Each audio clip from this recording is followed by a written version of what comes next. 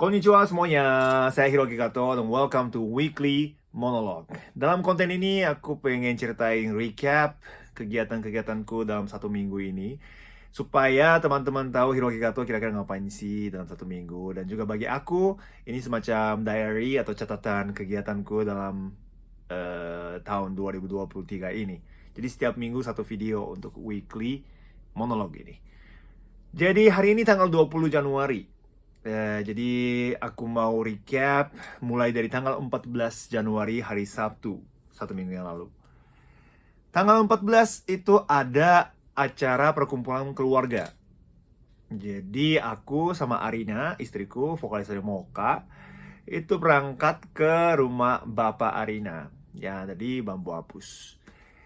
Dan kita kumpul semua keluarga. Kakak-kakak Arina semuanya datang. Kecuali kakak cowok yang paling atas. Kakak cowok pertama, anak pertama, dia nggak datang. Dia nggak bisa datang karena lagi sibuk. Tapi Arina kan 5 bersaudara ya. Jadi paling pertama nggak bisa datang. Tapi mereka bertiga bisa datang dan mereka berempat bisa datang termasuk Arina. Mbak Dewi Lestari, ada Imelda Rosalin, dan juga Kak Christine. Semuanya perempuan. Kak Christine sutradara, Kamelda pianis dan juga penyanyi dan juga arsitek juga. Yang nomor 3 si Mbak Dewi Lestari, ya pasti kalian tahu ini penulis novel dan juga penyanyi. Dan juga Arina. Jadi semuanya kumpul sama keluarga, anak-anak juga datang. Jadi sangat ramai. Tujuannya adalah merayakan tahun baru sama bapak dan ibu. Bapak kan udah usianya 83, usia 83 tahun kalau nggak salah.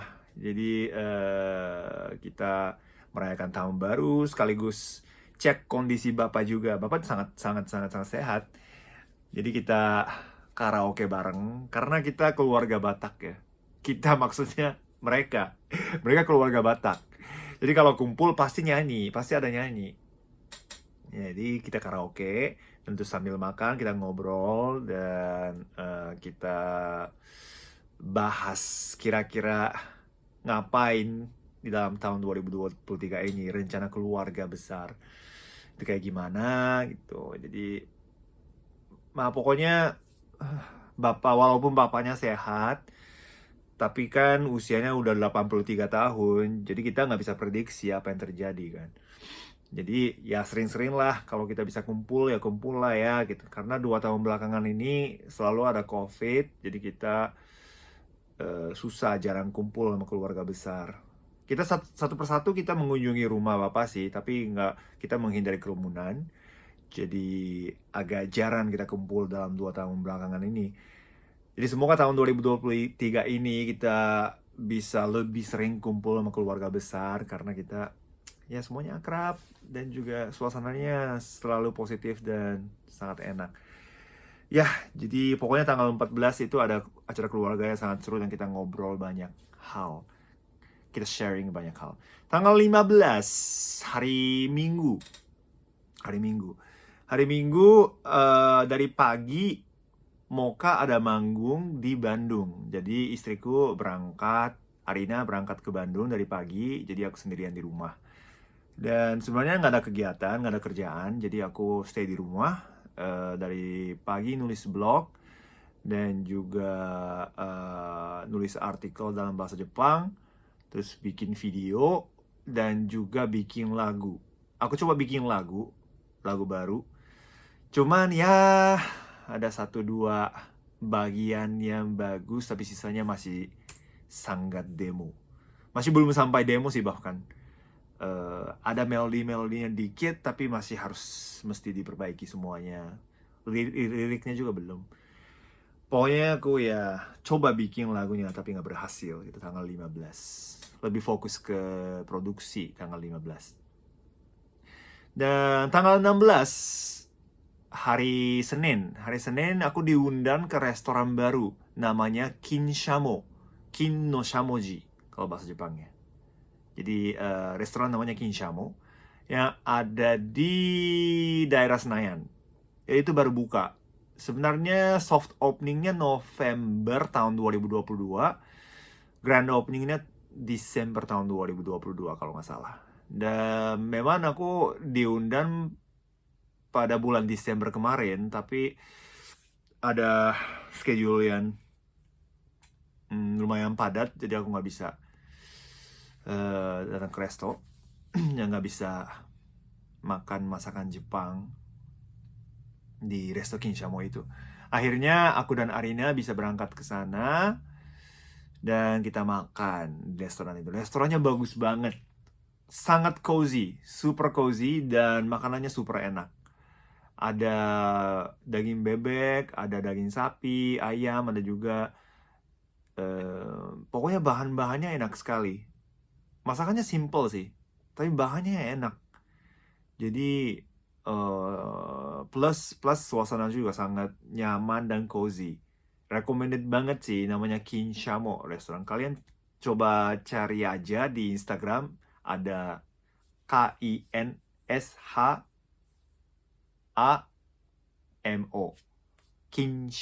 Kinshamo ya. Dan lucunya kita kan pesannya course ya, course menu. Jadi kita serahkan pada chef untuk keluarin masakan apa aja yang recommended dari chef. Jadi kita pesannya course. Dan setiap makanan datang, aku fotoin terus upload ke Instastory. Terus tag Kinshamo juga. Nah, 3 atau 4 story, setelah aku upload 3 atau 4 story, tiba-tiba ada DM dari Uus. Pelawak. Si Uus bilang, bro, kamu masih lama gak di situ? Terus kebetulan aku fokus ke makan, jadi aku nggak baca DM itu. Nah, tahu-tahu si Uus masuk ke resto itu. Resto itu kan nggak begitu luas ya. Apa namanya ya? Mejanya kayak apa namanya ya? Kayak segi 4, di tengahnya ada semacam tempat bakar daging dan yakitori atau juga sayuran di situ. Jadi di keliling api kan ada meja. Di store-nya nggak begitu gede. Ya terus langsung masuk Uus. Uus datang. Kok ada Uus? Kan gue udah DM ke lo, kata dia sih. Ayo makan kita. Akhirnya kita bertiga makannya sama Uus. Uus, aku sama Arina. Dan di situ ada owner restoran juga, jadi aku kenalin Uus ke owner, dan ownernya sangat senang juga karena ada followersnya sangat banyak. Ada influencer, ada orang yang terkenal datang gitu. Ya karena Uus lihat story aku gitu, jadi ownernya sangat senang juga. Orang Jepang ownernya. Ya, jadi kita makan bertiga dan kita ngobrol dan sebenarnya dari tahun kemarin sudah ada janjian sama Uus untuk bikin konten baru untuk channel YouTube Uus. Tapi sampai sekarang aku belum bisa kerjain karena lumayan padat schedule-nya, jadwalnya. Tapi bulan ini aku pasti kerjain. Jadi mungkin mulai bulan depan kita jalan kali ya, Uus ya. Pokoknya ada sesuatu yang baru. Dan aku ngobrol sama Uus, kan Uus bilang sudah jalanin YouTube selama 5 tahun. Dan kegiatannya sih dia udah cukup terbiasa dengan rhythm yang dia selalu upload di YouTube. Tapi setelah 5 tahun dia jalanin, dia bilangnya sih ini saatnya untuk pengen bikin sesuatu yang baru atau keluar dari zona nyaman. Asik. Keluarlah dari zona nyaman. Ya gitu dia. Jadi setelah 5 tahun jalanin, dia mau bikin sesuatu yang baru. Nah itu salah satunya adalah kerjasama sama aku. Kontennya apa? Nanti kita bahas di video lain aja ya. Pokoknya ada konten yang sangat menarik antara aku dan Uus. Jadi tunggu aja sampai aku kerjain. Tugas aku. Yes. Dan kita menghabiskan waktu yang sangat senang dan menyenangkan di Resto Kinshamo. Tanggal 17-nya seperti biasa, setiap hari Selasa jam 18.30 waktu Indonesia Barat ada siaran di media GoPlay. Namanya Hiro Sensei.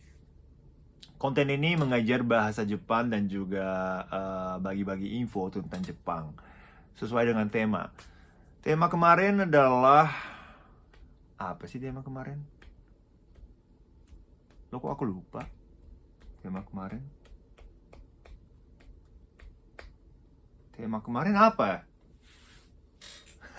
Lupa, bener-bener. Ya pokoknya ada info lah.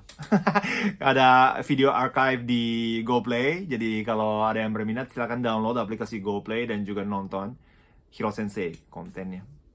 Aku benar-benar lupa aku bahas apa waktu itu kemarin ya. Dan itu selama 1 jam aku selalu bawain acara itu setiap hari Selasa. Lumayan capek sih sebenarnya, ada banyak ngomongnya karena aku sendirian kan bawain acaranya. Dan itu live streaming, ada chat komen dan aku harus baca chat komen juga. Di samping chat komen kan ada banyak instruksi-instruksi atau juga script yang aku harus baca. Dan juga aku harus lihat jamnya, dan aku harus bagi-bagi hadiah, dan juga aku harus bagi-bagi GoPay juga sambil mengajar bahasa Jepang. Jadi lumayan capek, tapi kalau ada yang berminat silahkan join media GoPlay, namanya Hiro Sensei nama acaranya. Aku tunggu kehadiran kalian ya di situ ya. Teman-teman yang pengen belajar bahasa Jepang sambil memenangkan GoPay, silahkan download aplikasi dan langsung nonton jam 18.30 waktu Indonesia Barat. Nah itu hari Selasa. Dan hari Rabu dari pagi ada syuting video klip musik video single terbaru dari aku. Judulnya Saiko. Saiko. Saiko itu apa artinya? Artinya let's go. Mari kita berangkat. Mungkin untuk lagu ini aku pengen bikin video lain sih untuk Hiro Monolog untuk ceritain tentang lagu ini. Dan lagu ini bakal dirilis tanggal 26 Januari secara digital. Dan musik videonya lebih belakangan lagi. Tapi pokoknya ada rilis digital tanggal 26 Januari. Dan tanggal 18 Januari kemarin hari Rabu kita syuting musik video. Dan kali ini aku berduet bersama Ayana Shahab, mantan JKT48. Dan emang dari dulu aku udah tahu Ayana. Dan aku kenal sama Ayana. Dan kita pernah kerjasama juga untuk beberapa event. Tapi kali ini benar-benar pertama kali aku benar-benar bekerja sama dengan serius dan juga berkarya bersama. Jadi dia nyanyi juga di dalam lagunya. Dan dia dengan senang hati, dia sangat baik ya, dia dengan senang hati dia mau main di musik video yang single terbaru ini. Aku sangat bersyukur. Dan di situ aku merasa aku belajar banyak dari Ayana. Tanggal 18 Januari. Salah satu yang paling penting yang aku pelajari dari dia adalah betapa pentingnya membuat orang-orang di sekitarnya happy dan juga memberi kesan positif kepada orang atau lawan bekerja sama. Jadi sangat bersyukur ada Ayana di tim kali ini, karena kalau sekali ada Ayana di situ, suasana tempat, suasana tim kita langsung menjadi sangat positif. Mulai dari kameramen, mulai dari manajerku, dan orang-orang yang di venue juga. Anyway, kita syutingnya di Lotte Alley. Lotte Alley kalian tahu nggak sih, tempat baru, tempat wisata baru, tempat amusement park baru. Nah, amusement park juga enggak sih. Ya pokoknya tempat amusement lah. Ada bagian Korea dan juga ada bagian Jepang di dalamnya. Mungkin beberapa teman udah pernah lihat di sosial media masing-masing, sosial media teman-teman. Kayak kayak kayak apa ya? Kayak jalan, ada bagian yang jalan yang kayak Korea dan ada bagian yang jalan kayak Jepang. Tapi ya mainnya utamanya adalah ya K-pop sih. Di tengah ada panggung dan juga ada meja dan kursi yang bisa duduk siapa aja sambil charge juga. Atau sambil pakai laptop juga boleh. Pokoknya bisa ada banyak resto-resto juga, bukan resto, ada banyak warungnya juga di dalamnya. Jadi kita bisa beli sesuatu dari situ terus bisa makan di tempat di tengah itu, di depan panggung. Dan di panggung kan ada screen gede, screen besar di belakang. Di situ selalu ditayang musik video atau diputar lagu-lagu K-pop. Tapi ada bagian Jepang juga. Jadi kali ini kita memutuskan untuk memilih untuk syuting musik video di Lotte Alley karena ada bagian Jepangnya gitu. Dan kembali lagi ke topik Ayana. Kalau kalian nggak tahu Ayana, silakan cari tahu aja ya di Instagram ada kok Ayana Shahab gitu. Nama Instagramnya aku lupa tapi Ayana Shahab lah. Kalau kalian cari pasti keluar akunnya. Orangnya ya sangat cantik dan manis dia itu, dan sifatnya sangat sopan, baik, positif, rajin. Pokoknya aku benar-benar terharu dan bersyukur bisa bekerja sama dia. Untuk syutingnya juga, karena syuting kan biasanya lama ya untuk musik video. Benar-benar kita seharian tuh kumpulnya jam 9, jam 10 atau jam 9 ya. Terus kita selesainya jam 7 gitu. Jadi ya lumayan lama, dan kalau lama-lama capek kan, pasti namanya jam manusia. Bangun pagi, terus kita syuting terus. Syuting itu kameranya memang ada kayak gini, tapi kita harus lebih senyum, lebih energik. Kita harus hafal semua lirik, melodi, dan harus nyanyi juga gitu kan. Jadi ya pasti capek. Tapi kalau dari Ayana, dari pagi sampai sore sampai malam yang benar-benar selesai, dia itu sama sekali nggak kelihatan lelah. Selalu positif, senyum juga. Dan kalau kita ngobrol juga asik, maka orang-orang di tim kita semuanya jadi suka Ayana gitu loh. Nah, semuanya mau bantu dia jadinya suasananya, karena dia yang bikin suasana sangat positif dan juga happy. Dan orang-orang di sekitarnya juga pengen bantu dia. Nah, itu sangat penting kan, guys ya. Kalau untuk bukan hanya di entertainment, tapi di masyarakat. Kalau kita hidup di dalam masyarakat, itu yang paling penting kalau zaman sekarang. Personality yang sangat hangat, itu sangat penting sekali. Karena kita itu nggak bisa hidup sendirian ya. Kita nggak bisa berkarya sendirian. Kita selalu harus bekerja sama dengan orang lain. Tapi kadang-kadang kalau kita tergantung keadaan kita, kondisi kita, kalau misalnya capek, sakit, dan segala macam, bisa dibilang susah untuk selalu menjadi orang yang hangat, iya nggak sih? Tapi di situ kita bisa lihat profesionalismenya Ayana. Jadi aku belajar banyak dari dia.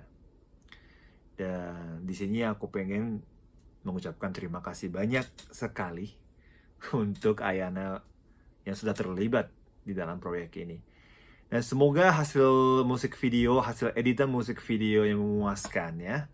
Jadi semoga teman-teman suka lagunya dan juga suka musik videonya. Nanti tanggal 26 Januari bakal ada digital release lagunya, tapi musik videonya lebih belakang lagi. Mungkin minggu depan atau minggu depannya lagi. Mohon tunggu ya. Dan apalagi hari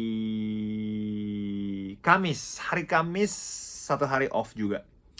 Jadi nggak ada kegiatan, jadi aku kembali berkarya lagi untuk bikin lagu untuk album kedua. Jadi salah satu resolusi, salah satu tujuan atau salah satu target untuk tahun 2023 ini adalah mau rilis album kedua.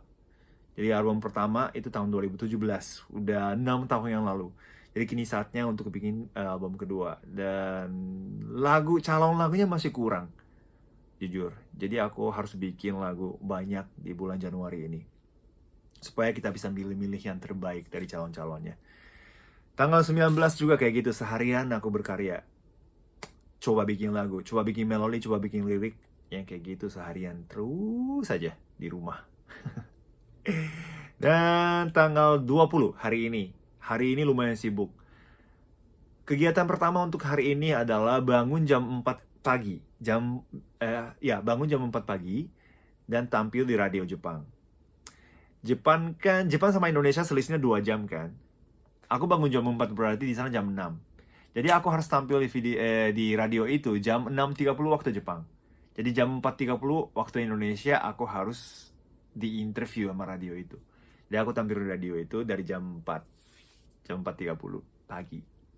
Temanya adalah acara TV audisi di Indonesia. Kayak Indonesia's Got Talent, kayak Indonesian Idol, apalagi The Voice Indonesia, Rising Star Indonesia, atau apalagi sih, X Factor Indonesia, ya kayak gitu-gitulah.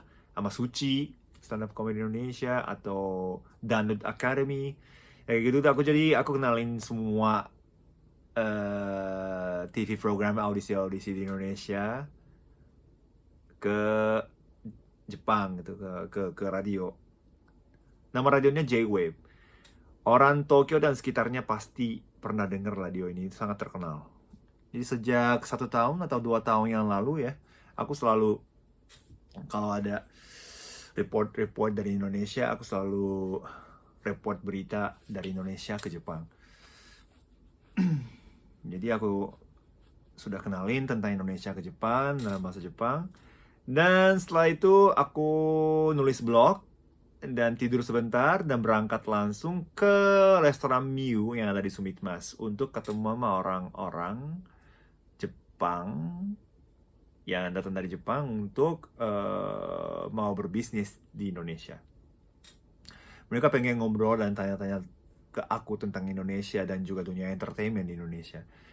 Nah, jadi kita sambil makan, kita ngobrol di situ. Dan harapan aku sih semoga mereka buka bisnis di sini, lalu mereka undang aku sebagai MC atau sebagai pengisi acara penyanyi untuk meramaikan acara mereka gitu. Itu tujuannya. Dan siapa tahu kan, networking itu sangat penting. Itu apa namanya sih? Sosialisasi namanya ya. Sosialisasi sangat penting. Kalau aku sudah terkenal kayak Judika, Afgan, Tulus, kayak band kayak Dewa, segala macam yang super terkenal dan sudah punya nama banget di Indonesia sih, nggak apa-apa. Kalau nggak sosialisasi juga, ya jobnya pasti datang gitu. Tapi kan Hiroaki Kato masih berjuang ya di sini. Jadi sosialisasi itu sangat penting. Sebenarnya sih ya orang Jepang yang datang dari Jepang berarti belum tinggal di Indonesia. Jadi ya masih kurang tahu sih, nggak tahu mereka beneran bisa buka bisnis di sini atau sukses atau nggak tahu. Cuma siapa tahu kan, siapa tahu gitu. Kita nanam benih dulu, semoga itu nanti berkembang, tumbuh dan juga berbunga gitu ya. Siapa tahu ya. Ya jadi aku ikut networking kayak sosialisasi di makan siang di Miu Restoran. Habis itu aku langsung balik ke rumah dan bikin konten 1-2. Dan jam 9 malam aku live streaming di YouTube. Itu juga setiap minggu aku bikin live streaming di YouTube. Ya walaupun yang ikut hanya 20 orang. Paling banyak 20 orang. Karena ada juga 12 orang, 15 orang. Padahal subscriber aku di YouTube itu 137.000. Ada 137.000 orang yang subscribe YouTube channel aku. Tapi kalau aku buka live streaming, hanya 15-20 orang yang datang. Itulah kenyataannya. Jadi kita nggak bisa judge apa-apa hanya dari jumlah subscribers ya. Target aku sih untuk tahun 2023 ini aku pengen sih yang datang nonton live streaming juga mau mencapai sampai 50 lah, 50 dulu. Kalau bisa aku pengen naikin sampai 100 kalau bisa. Untuk viewersnya juga aku harus naikin ya. Tapi sebelumnya ya aku bikin video tentang yang aku suka. Kalau aku maksa juga ya pasti nggak bisa lanjut bikin video kayak gini. Nah sudah aku 25 menit aku ngomong sendiri. Bagai orang gila. Tapi ini juga salah satu latihan yang aku bisa monolog di depan kamera. Karena betapa pintar pun bahasa Indonesia itu kan bahasa asing buat aku. Aku harus latihan ngomong sendirian di depan kamera. Ya pokoknya begitulah kegiatan minggu ini. Ada banyak kegiatannya, tapi semoga minggu depan masih bisa ceritain banyak seperti ini. Kalau nggak ada kegiatan ya nggak ada hal yang aku bisa sampaikan di video ini. Itu juga sedih. Jadi minggu depan juga semoga aku lumayan sibuk. Mulai bulan Februari bakal ada event yang bisa aku tampil. Jadi mungkin minggu depan itu berkarya plus persiapan untuk bulan Februari nanti ketika live performance. Oke, terima kasih banyak sudah nonton video ini sampai selesai. Kamu adalah orang yang sangat baik. Terima kasih banyak ya. Jangan lupa like, comment, atau subscribe channel ini kalau kamu suka kontennya. Atau kalau ada pertanyaan silahkan nulis di komen juga nggak apa-apa. Sampai bertemu lagi di video berikutnya. Mata nih, bye bye.